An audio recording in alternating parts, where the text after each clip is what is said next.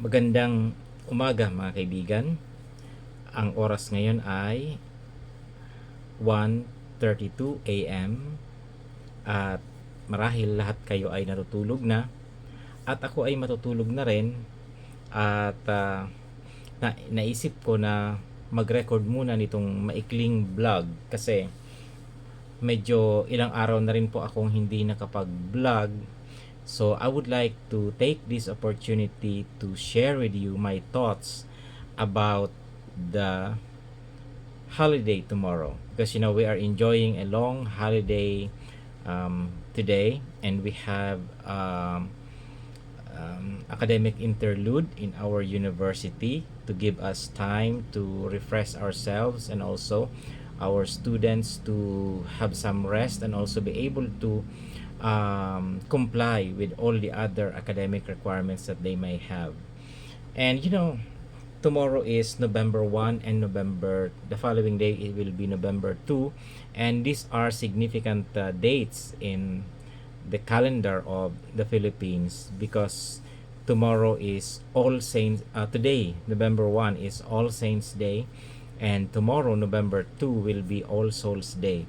Although sometimes hindi natin masyado nakikita yung pagkakaiba ng November 1 saka November 2, siguro kailangan ang konting catechesis para makita natin yung sabi nga doon, yung distinction ng dalawang yon. Although sa parlance ng mga ordinary people, in their practice of their belief, in their practice of their religion, sometimes it's very difficult to make a distinctions kasi minsan November 1 pa lang pumupunta na sila doon sa sementeryo at nag-aalay na sila ng panalangin sa kanilang mga panalangin para sa kanilang mga yumao.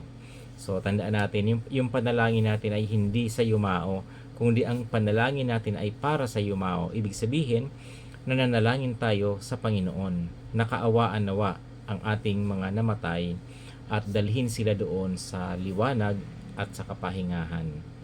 Mahabang katekisis yan at mahabang diskusyon. Subalit mahalaga rin na maintindihan natin ang mga kahulugan nito sapagkat alam ninyo, napakaraming mga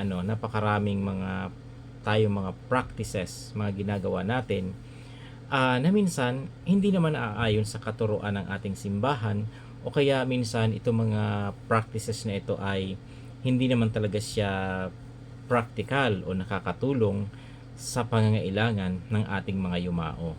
Kaya nga ang distinction dalawa po ito, All Saints then All Souls. Kasi pag sinabing All Saints, November 1, we celebrate at inaalala natin yung mga kaluluwa, mga individual na naging santo, o kaya maybe these people have been canonized by the church as saints, or maybe they were not canonized by the church, but in reality and in spirit, or by the fact of their holiness, or probably because of they have already attained to the level of seeing the beatific vision of God by the grace of Jesus Christ.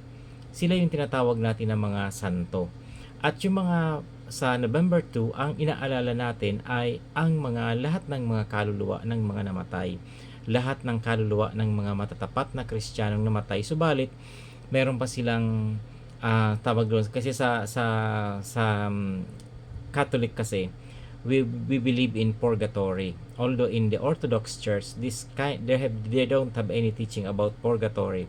But in the Catholic Church, we believe that there's a purgatory, or maybe a place where people had to expunge or to pay for the temporal punishment of their sins until they are brought to that level that they will see the beatific vision of God. And all these kind of teachings are expressed in our creed, especially if we recite the Apostles' Creed, or if we recite the Nicene Creed, and all the other creeds of the councils of the early church. You will find out that there is always a statement of it says something about the communion of the saints. Diba sa Apostles' Creed, diba sa last part, I believe in the Holy Spirit, the Holy Catholic Church, the communion of saints. So ano ang ibig sabihin ng communion of saints? Ang ibig sabihin ng communion of saints, ito ay ang ugnayan ng Santa Iglesia, sapagkat ang Santa Iglesia or the mystical body of Christ, we being the church, is divided into 3 levels. Halimbawa, meron tayong tinatawag na the church militant, we also have the church triumphant, and then we also have the church suffering. So yung tinatawag natin na church militant, tayo yon, yung mga buhay pa na nandito sa lupa. Bakit tinatawag tayong militant? Sapagkat tayo ay nakikipaglaban pa sa ating mga kaaway.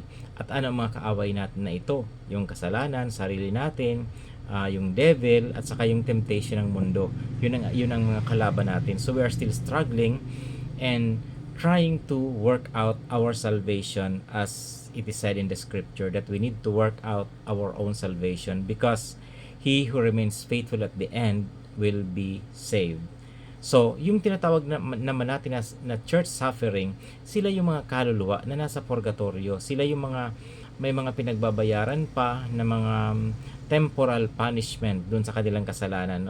Mahirap ipaliwanag po ang rationale nito, yung tinatawag na temporal punishment. Kasi alam nyo, ang Panginoon ay matuwid at matapat, at lahat ng mga ginawa natin ay mayroong kabayaran. So, ibig sabihin, halimbawa, pinatawad ka ni Lord at ikaw ay iniligtas. Subalit, yung kasalanan na ginawa mo ay may epekto yon. Halimbawa, ikaw ay isang tatay, inabandona mo ang iyong mga anak, at sa huling sandali ng iyong buhay, nagsisi ka, nagbalik loob ka. So ngayon, of course, pinatawad ka ng Panginoon by the grace of God, by the sacrifice that He made on the cross, ikaw ay iniligtas. Subalit yung kabayaran, yung effect, yung side effect na tinatawag natin, the cause and effect relationship na nagawa mo sa pamilya mo, yung sakit at pag-abandon na sa kanila, minsan kinakailangan pa rin natin yung pagbayaran in a way. Sabi nga sa gospel, sabi nga ni Jesus Christ, you will never go out of that prison until you have paid the last penny. So parang ganon. So medyo masalimuot siyang katuruan. Minsan mahirap din tanggapin, pero kailangan unawain din natin. Yan ang tinatawag natin na the church suffering. At yung tinatawag natin na church triumphant, sila yung mga Kristiyano, mga individual na nagkaroon na ng beatific vision. Meaning to say, they are already, by the grace of Jesus Christ, they are already in the presence of God. They are already contemplating the presence of God, sapagkat sinasabi natin that God is the ultimate happiness, and that is something which is indescribable. Hindi natin yan ma-describe sapagkat mga mortal lang tayo. Subalit pag tayo ay umabot na sa level na yon, nandoon tayo. Kaya mga kapatid, kailangan ipanalangin natin ang ating mga namatay. So minsan nakakalungkot sa trend ng panahon natin ngayon. Minsan kinakanonize natin yung mga namatay natin. Kumbaga palagi natin sinasabi, nasa heaven na yung mga namatay nating mga kamag-anak. Minsan okay lang yon, kasi minsan halimbawa namatayan, syempre alangan namang sabihin mong alangan namang magsabi ka ng ibang bagay. Syempre natural, to comfort the feelings of the bereaved, sinasabi natin na nasa heaven yung mga namatay. Pero hindi tayo sure na nasa heaven na talaga sila, kasi siguro ang iba sa kanila ay nasa purgatorio. Kaya nga, di ba noong unang panahon, palaging expression na narinig ko yan sa matatanda noon, mga ninuno natin, sabi nila, ngaya, kahirakan man lugod ngaya, kaawaan nawa ang kanyang kaluluwa. Sino ngaya yon? Si Pedro, kaawaan nawa ang kanyang kaluluwa. Yan. Pero ngayon, seldom ko nang marinig yan. Pero noon, totoo yan, kasi parang expression yan ng paniniwala ng ating mga ninuno na mga Kristiyano, na kailangan natin ang awa ng Diyos. Kailangan natin ipanalangin ang ating mga namatay na sila ay kaawaan ng Panginoon, na ipagkaloob sa kanila ang kaginhawahan, kapatawaran at liwanag, at ang tawag dito, yung hope of the resurrection. So itong mga practices ng pananalangin para sa mga patay ay hindi ito unique sa mga Catholic, sapagkat sa mga Orthodox makikita rin natin ito, at sa mga Hudyo din, nananalangin din sila para sa mga yumaon nila, at siguro yung Muslim din nagduduwa din sila para sa mga namatay nila. So in other words, hindi tayo nag-iisa sa ganitong practice ng pananalangin para sa mga namatay. At kung tayo ay nagbabasa ng Biblia sa Old Testament, makikita natin doon sa the book of the Maccabees, makita natin doon na si Judas Maccabeus, nang matapos nilang makipagdigmaan para sa kanilang sambayanan sa Judea, sa mga Israelita, ay may mga sundalong namatay ng Israel. At habang tinitingnan nila at nire-retrieve yung mga bangkay ng mga namatay, nakita nila na yung mga namatay ay mayroong mga amulets. Ito yung mga amulets, nakita nila, sabi nga doon, the amulets of the idols of Jamnia. Kasi yan yung mga Diyos-Diyosa ng mga Griego noon, mga Macedonian, doon sa Jamnia, yung kanilang mga anting-anting na tinatawag. Kaya sabi ni Judas Maccabeus, siguro namatay sila sa digmaan at hindi sila nakaligtas, namatay sila sapagkat siguro nagalit sa kanila ang Diyos, sapagkat sila ay naniwala sa mga anting-anting at sinunod nila ang mga Diyos-Diyosan na mahigpit na ipinagbabawal sa Old Testament, sa Ten Commandments. So, yung paggamit ng mga anting-anting, paggamit ng mga ganong mga bagay, mahigpit na ipinagbabawal yun sa Ten Commandments. Lalong-lalo na kung ito ay mga patungkol sa mga Diyos-Diyosan na hindi naman talaga mga tunay na Diyos, kundi mga katang-isip o kaya mga bagay na hindi naman maganda. Okay. So namatay sila. Kaya ang ginawa ni Judas Maccabeus, sabi ni Judas Maccabeus, maglikom tayo ng pera at ipadala natin doon sa templo sa Jerusalem at mag-alay tayo ng pag-aalay para sa kanila, sapagkat tayo ay sumasampalataya sa resurrection. Sumasampalataya tayo na tayo ay muling bubuhayin sa huling araw at tayo ay huhukuman ng Panginoon. So mag-alay tayo ng alay doon sa templo para sa kanila, na naway sila ay mapatawad sa kanilang mga nagawang kasamaan, para sila ay makasama rin doon sa araw ng resurrection. So yun po ay napakagandang kwento, at yan po ang siguro pinagbabatayan natin, kaya ipinapanalangin natin yung mga kamag-anak natin o kaya mga kakilala natin na mga namatay na. So mas kailangan po nila ang ating panalangin. Sabi nga dyan, ano pa ba ang pinakamataas na uri ng panalangin kundi ang Santa Misa? So pag tayo ay nakapag-offer tayo ng Santa Misa, iyan ay mas mabisa at mas makapangyarihan kaysa sa mga individual na panalangin natin, kahit sa mga Santo Rosario o mga devotion o kaano pang mga uri ng panalangin.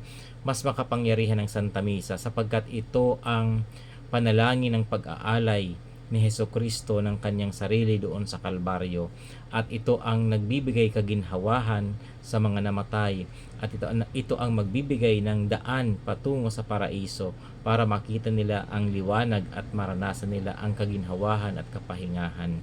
Kaya imbis na mag-party tayo sa mga sementeryo, siguro manalangin na lang tayo. Alam ninyo, hindi naman kailangan ng mga namatay ang jamming. Kumbaga para iniisip natin na matutuwa yung namatay kasi yung buong pamilya nagja-jamming. Hindi po ganon, kasi hindi naman po kailangan ng mga namatay ang jamming. Ang kailangan talaga nila ay panalangin. Minsan nagdadala pa tayo ng mga pagkain, ewan ko lang kung bakit nag-aalay sila ng pagkain para sa mga namatay. Yun po ay sa aking paningin lang po, parang hindi siya tama, sapagkat ang mga patay ay hindi naman po sila kumakain kasi wala na silang katawan. They are already spirits and they don't need food, yung physical na pagkain. Mas magkakaroon ka pa nga siguro ng merit sa Panginoon kung yung pagkain na inalay mo doon sa puntod ay binigay mo na sa mga taong nagugutom. Kasi yung pagkain na nilalagay mo doon sa puntod, hindi naman yung kailangan ng namatay kasi patay na nga siya, hindi niya kailangan kumain. Mas kailangan nyo ng mga buhay na naghihirap na walang pagkain. So, ang kailangan ng mga namatay ay ang ating taimtim na pagsasakripisyo at panalangin para sa kanila. sapagkat yung mga bagay na hindi nila magagawa ay magagawa natin. May mga bagay tayo magagawa para sa kanila na hindi nila magagawa sa kanilang sarili. Kung talagang mahal mo ang iyong kamag-anak, mahal mo ang iyong mga magulang, mahal mo ang iyong mga yumaong magulang, o kaya mga kamag-anak, o kaya mga kakilala, mga friends, ipanalangin po natin sila. Mag-offer tayo ng misa para sa kanila. So hindi naman po masama kung pupunta tayo sa parokya natin at magpapamisa tayo ng mga namatay. So kailangan nila yon. Yun ang mas kailangan nila. And that's the only way that we can show our love for them more than anything else. So kailangan i-correct din natin yung mga maling practices natin, mga maling paniniwala natin, sapagkat hindi yun magbe-benefit sa atin at hindi rin yun magbe-benefit para sa mga namatay. And the best way to show our love, our care for our departed is offering them a holy mass or offering them a prayer for them, and that will give them a refreshment. Parang ano yan, parang malamig na tubig sa taong naiinitan at nauuhaw. Yan ang mararanasan nila. Kaya kailangan ito ang dapat nating pakatandaan at isagawa sa araw ng mga patay. Hindi po ito araw ng pagde-jamming, hindi po ito araw ng reunion, hindi po ito araw ng paghahanap ng mga kaibigan. Araw ito ng panalangin. So magsindi tayo ng kandila, mag-alay tayo ng panalangin para sa mga namatay. Siguro kung mayroon tayong extra money, we can buy also flowers to express our love for the person. Kung hindi naman, ang flowers kasi hindi naman siya masyadong kailangan, di ba? Ang mas importante talaga yung panalangin. So, mga kaibigan, Happy Halloween. Halloween. Bakit Halloween? Hindi pala Halloween. Kasi yung Halloween, sa mga pagano yon, Happy All Saints Day and Happy All Souls Day. Let us celebrate the saints. Huwag nating i-celebrate yung mga mga nakakatakot na mga bagay-bagay kasi sa devil yon, hindi yon sa Diyos. So let's just be positive and let's thank the Lord. So thank you very much, my friends.